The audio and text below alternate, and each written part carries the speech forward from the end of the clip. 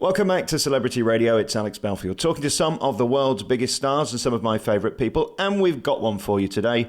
A man who's a British actor, icon and comedian. He starred as Boycie in Only Fools and Horses, and he's back this year with a brand new tour, going around local theatres this autumn and summer, and of course appearing on the telly in a new version of the BBC's Are You Being Served back in September. And I'm delighted to say John Challis joins us on the phone now. How are you doing? Well, Alex, it's a bit early. It's before lunch, so it's a bit early for me, really. Early for you? I only set my alarm at 25 past 10. I've only just got up. Mine's just about after 12:30, and then the wife has to go downstairs and make lunch. I'm a traditionalist. That's the sort of thing. That's the sort of life I like to lead, really. Yeah. No, seriously, I'm okay. Obviously, sometimes I have to get up earlier than that. Isn't it interesting, show business? You do kind of live in a different world and a different bubble, because I suppose during the Only Fools and Horses days, let's get that out the way first. I mean, it doesn't get any bigger than that. For you at the time, did it become hedonistic? Was it showbiz or was it a job? Well, it started off as just a job, really, because I'd done an awful lot of episodes of an awful lot of shows, I played lots of policemen, lots of villains, and lots of things in between. And when I started Only Fools and Horses, it was just, although I knew it was funny, and I was looking forward to doing it. It was only sort of one day's filming, it's just one scene with Del Boy and Rodney and all that. I thought, oh, thank you very much, that was very nice, good fun. But nobody said anything. Nobody said, oh, you'll be back, or even that the series was going on, So it was just another nice little job to do, And I was in the theatre at the time. I was in the National Theatre, for heaven's sake, at the time, and so it was a nice little break to go off and do that in the middle of being in the theatre. So, and it wasn't until about 4 years later I suddenly realised this is going on, and was going to be quite big. The fact that you can switch on any TV station on Sky any night of the week and there's an episode somewhere is extraordinary, still in 2016.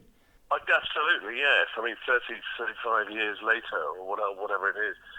No, as I say, I mean, everybody knew it was funny. Everybody had a view that, we were lucky to be doing these words, and the situations were very good. So it started on as a half-hour comedy show, but as I say, I don't think really, and it wasn't until about the mid-80s, 85 or something like that, people started coming up and sort of clapping you on the back and shaking your hand and saying how much they were enjoying the show. You thought that the show was really onto something, and it was striking a chord with an awful lot of people. What was it like working with David? Was that a hoot working with him? Oh yes, I mean he's an immensely funny sort of character actor and absolutely brilliant at what he does, and he'd had great success in the theatre as well as on television. And he was obviously right up there. I met him years before that in Open All Hours. I did a little cameo role in Open All Hours, the original one, with him and Ronnie Barker. And again, it was just a little scene with him and Ronnie, which was great fun, and the series over. And unfortunately, the character didn't come back in that one. But no, you could see straight away that he and Nicholas Lyndhurst were a very good team. They worked very different ways. I mean, David's sort of very quite a busy sort of actor, and Nicholas is sort of one of those sort of do nothing, but everything's in the eyes but the two complemented each other superbly, and you just knew it was going to be funny, and you thought, oh, hopefully this will go on. I mean, every time you do an episode or something, you think, oh, I hope my character comes back and I become a running character, Yeah.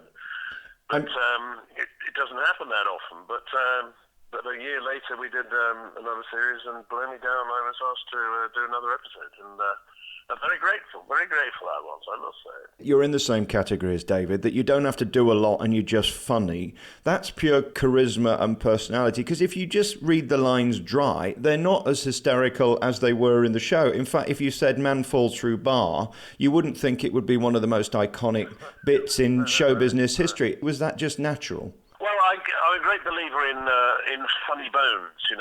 Some people have funny bones, and some people just don't. It's like some people can sing very well, and other people can't sing as well, or are very good at music, or whatever it is. You've got to have an eye for comedy and an ear for it as well. And I suppose looking back, when I was writing my autobiography, I started thinking about this seriously almost for the first time. I suppose it was always there with me, really. But I would always see funny things and copy them, and the way people spoke and walked and so on. And I grew up on the Goon Show, Spike Milligan's madcap writing. I loved all that, and my father introduced me to a French comedian called Jacques Tati, who was just hilarious to me, and I think it was always in me, and I think it's the same with all good comedy actors. You can see the funny side, and you can read the script, and you can see a way to sort of bend the line, not change the words, but bend the line and make it a funny way of saying it. So, or you can see a reaction on the end of the line to something somebody else has said, and so you're tuned into it, I suppose. I interviewed Richard Wilson once, and he said the worst thing about being famous for a famous line was that everywhere you go, people want you to say it. Was there ever a point when you got sick of people saying, "Oh, do the laugh for me"? No. Well, no. I mean, it happens all the time. I mean, I go out and I do sort of personal appearances and go to comedy conventions and so on and meet the people. I'm sort of a believer in the fact that. In some ways you've got to respond to the fact that so many people have enjoyed what you do and watched you, and so it's a way of sort of meeting them and saying thank you in a way, giving them a photograph or a smile or something, and of course, so you get asked quite a lot in my case to do a sort of a Marlene, come along Marlene, and do the laugh. And you say, well, you could get fed up with it because it happens a lot, but then it's my fault, isn't it? Because I started it, and me and the wonderful writer John Sullivan. So we invented it. You can't, and if it's that that's put you there and it makes people laugh and makes them happy, then I mean, who am I to say sorry, I don't do that anymore? Some people would say that, but I guess it's the same with Richard that. His I don't believe it, thing. I mean, he gets asked to do that the whole time, but he's invented this iconic character. You wouldn't believe how many stars I interview, especially in pantomime and things like that, who say, "Oh yeah, don't talk about the fact I was in Neighbours," and you think, well, you've not done anything else. What can I talk about? Yes, that's right. I know. It's sad when you don't embrace your past, isn't it? Well, it is to me. Yes, as I say, it's my opinion. I'm not saying that's right or it's wrong. It's right for me, to have embraced it. But as I say, I think I owe people an awful lot because they're the ones that sort of tune in and read stuff I've written and listen to me and watch me and so on.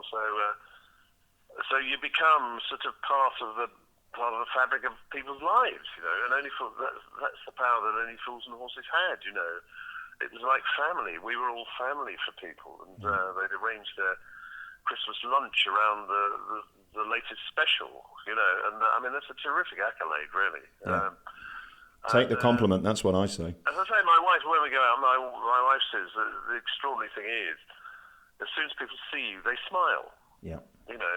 And you think, my God, you can't put a price on that,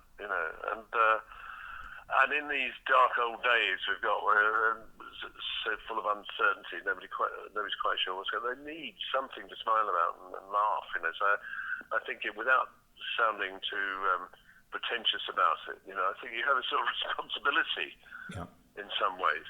I mean that sounds very very pompous thing to say, but you know what I mean. I mean I can't suddenly say get angry with people.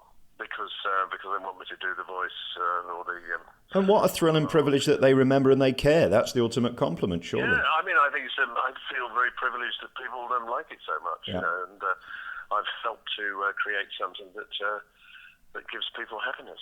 I don't want to sound sarcastic, but it seems to me you had the best days of show business. When we look at the people you met and worked with, I don't think I'm going to have the same privilege in 2016. I mean, you met some extraordinary people, many of which aren't with us. I was talking to Ken Dodd the other day up in York, and he's 87 now. And I think one of the toughest things is that most of his friends, most of the people he loved and respected are no longer with us. It's tough, isn't it? This year particularly has been awful.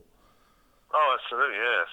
Yes, I know. I mean, we lost another iconic figure from the show, Roger Lloyd Packer, who played Trigger, very recently, and, miss him a lot. I mean, no one, again, will ever forget Trigger, No. And I think all of us in the show realised it was the most famous thing we were ever going to do, and when somebody like that goes who you work with for so long, and known for so long, it's a big wrench, And we lost Kenny MacDonald earlier than that, around the year 2000, who played Mike Fisher, the proprietor of the Mac's Head, and he was a good friend, and he really did have funny bones, and spent a lot of time laughing at his own jokes. He won't mind me saying that wherever he is. He was he was famous for it, but you'd always see the comedy side of things. But it is, you lose people along the way. I mean, I've just done this new version of Are You Being Served? And it's a great thrill to be asked to play Captain Peacock in that, and follow another iconic character that I grew up with watching. He was in practically everything, Frank Thornton. Is that terrifying? Because again, he's so synonymous with the role. Oh yeah, absolutely. I mean, it was a complete departure for me to have to suddenly try and follow, somebody else's character, and do my version of it, and it's really nice in a way, because as I say, I used to enjoy watching him for so long, and so many films and telly things over the years when I was first in the business, and eventually I got to meet him doing Last of the Summer Wine, and that was, I think, the last job he did, and he must have been sort of late 80s, 90 at that time, and it was just such a thrill to meet him and be in the same show as him. And now to be asked to follow him is extraordinary, really. Let's just talk about it a sec, because it's interesting. I only get to see Are You Being Served when I go to America. In January, I go to Florida, and they still play it at 7 and 7:30 prime time on PBS every single night. It's their Coronation Street. And when you watch it now, it isn't as PC as most of our programs are. Have they made it 2016, or are we still going to get gags that we would have got in the original series? Well, yes. I mean, as I say, we've only done one episode, which is a sort of pilot thing. It's part of a whole raft of comedy rehashes that they've done. I mean, they've done one of Porridge and also Keeping Up Appearances and Good Night, Sweetheart, and all sorts of famous comedies as a sort of celebration of 60 years of a British TV comedy, and it's just one of those. It's a one-off show, and I have to say that the script written by Darren Litton, who has written Benidorm and has made that a very successful comedy series, I thought it was a brilliant script actually, and all the old stuff is in there. Well, we did it up there, and the audience loved it. So what will come out when it's revealed on September, I don't know. I don't know if somebody's going to come in and say, "Oh, we can't do that bit, we can't have this bit." Yeah, but certainly the whole, the John Inman character, Mr. Humphreys, was sashaying across the floor in a very camp way and saying, "I'm free, every available opportunity." And there was Mrs. Slocum talking about her pussy, because that was it's just the innuendo, but the audience. There were about 15,000 people wanted tickets for this show, and there were only about 250 seats. It was just amazing. And those 250 people just sort of took the roof off, as soon as Sherry Houston said, My pussy was covered in slime, you know, and I mean, they just the roof came off. So I think yes, it'll be in there. As far as I know, I don't know. I haven't seen the final edits, but what the reaction will be, I have no idea. I interviewed John in pantomime in Nottingham, I don't know, 400 years ago, something like that. And he told me the BBC, when they did the pilot, said, yes, they want the series, but they didn't want the puff. Isn't it interesting how times have changed? And actually, ironically, he was the one that probably got the biggest laughs and is most memorable. Yes, oh yes. I mean, I did meet him. I never worked with him, but I mean, again, I mean, you never forget it. You know, it's just sort of a completely iconic comedy character, and as you say, it's very popular in America, isn't it? I mean, what they'll think about, a new version of it, I don't know. I mean, if it goes any further, of which there's no guarantee at all, I have to say. No. But some American friends we talked to, you know, and I said I was doing this. They're so excited about it because they'd seen the original version, and I can't wait to see the new version. Do you ever ask yourself why they picked you for this character? Because they could have had anybody. They could certainly have afforded anybody. They could have picked any actor, and they chose you. What a compliment. Well, I know. As I say, I was immensely flattered, really. But I suppose it's lucky I'd worked with the writer before, Darren Litton, and also the director, who's Derry Humphreys, who did the Green Grass, most of the Green Grass, the spin-off from Only Fools and Horses. So I had that sort of personal connection, I suppose, and that's where the invitation. I felt, I still had to read for the part, like everybody else. Mm. But obviously they picked up on the character Boise and his sort of spurious sort of feeling that he was sort of rather superior, and it sort of fitted well with that character, I suppose. So it's something that I do quite well, I suppose. So they had a look at me and eventually said, "Yes, would you like to do it?" And I sort of jumped at it because I knew it'd be funny, and the cast that we had was extraordinary. I mean, we have Jason Watkins, who's a BAFTA award winner for a drama, who came along and played Mr. Humphreys, and is absolutely brilliant. Did you have a real lift, or did you just have a door that closed and then you had to disappear out the back? Yes, it's just a door that closes, yeah. And how lovely to work with Sherry Hewson again. I mean, you did a scene with her in Benidorm, which was a classic. By the way, may I say, you have a beautiful voice. I mean, it's like a Botticelli angel, gorgeous. And, of course, you get to work with her again in this. Oh, yeah, I know. It's so lucky. I mean, talk about funny bones, she's such a funny lady and brilliant at what she does. And her transformation into Mrs. Slocum is just extraordinary, She puts the coloured wig on and a little addition to her figure, shall we say, to make her look a different shape. And when she came on, when we did the show in Manchester in the year, I mean, there was sort of an audible gasp from the audience, because she just looked so different and was very funny. No, great thrill to work with her again. Is there any hope we'll ever see Only Fools and Horses come back in this sort of way, or is that done now? Do you think David would ever return to it? I think it's done personally, because John Sullivan obviously passed away 5 years ago, and really to have got to such a standard with his writing, it would be very, very hard to come back and do something that's less good. I think. And also, we're all getting older, and people are dropping off the perch all over the place.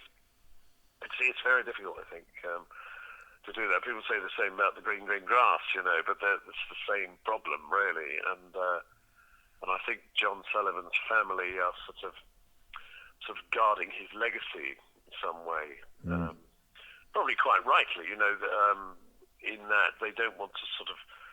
Because his son is quite a good writer. His son Jim wrote bits of the Green Grass, and I know he's quite a promising writer, I think. But I think they've decided they don't want to do a sort of watered down version of it, you know. And I think it'd be a shame for all the fans of the show.